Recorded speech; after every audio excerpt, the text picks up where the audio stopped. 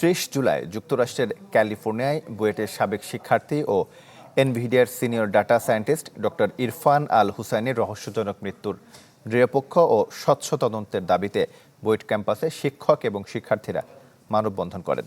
দুপুর 1টায় বুয়েট শহীদ মিনারে justice for Irfan আল হুসাইনি ব্যানারে বুয়েটের উপাচার্য, শিক্ষক, সহপাঠী ও শুভাকাঙ্ক্ষীরা এই কর্মসূচিতে উপস্থিত হন। এ সময় কর্মসূচি থেকে মৃত্যুর নিরপেক্ষ ও প্রমাণভিত্তিক ফরেনসিক তদন্ত, সঠিক ময়নাতদন্ত এবং মরদেহ বাবা মায়ের আইনি হেফাজতে হস্তান্তরের দাবি জানানো হয়।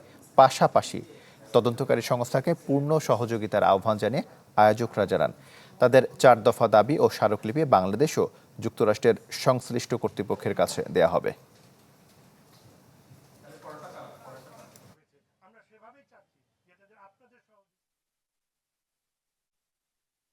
ইরফানের আকস্মিক ও অপ্রত্যাশিত মৃত্যুর বিষয়ে একটি নিরপেক্ষ ও সুষ্ঠু তদন্তের দাবিতে আজ আমরা এখানে সমবেত হয়েছি। তার স্ত্রী বা স্ত্রীর ভাই ফারহান নাম, সে অস্টিনে থাকে, তারা কেউই কিন্তু ইরফানের বাবা মার সাথেও যোগাযোগ করেন নাই বা ইরফানের বোন যিনি ক্যালিফোর্নিয়াতেই থাকেন তার সাথেও যোগাযোগ করেন। এই জন্যই আমরা একটু মানে কনসার্ন যে আসলে কেন যোগাযোগ করেন, আর পুলিশ এই তদন্তগুলো যথাযথভাবে করুক, এটাই আমরা আশা করছি।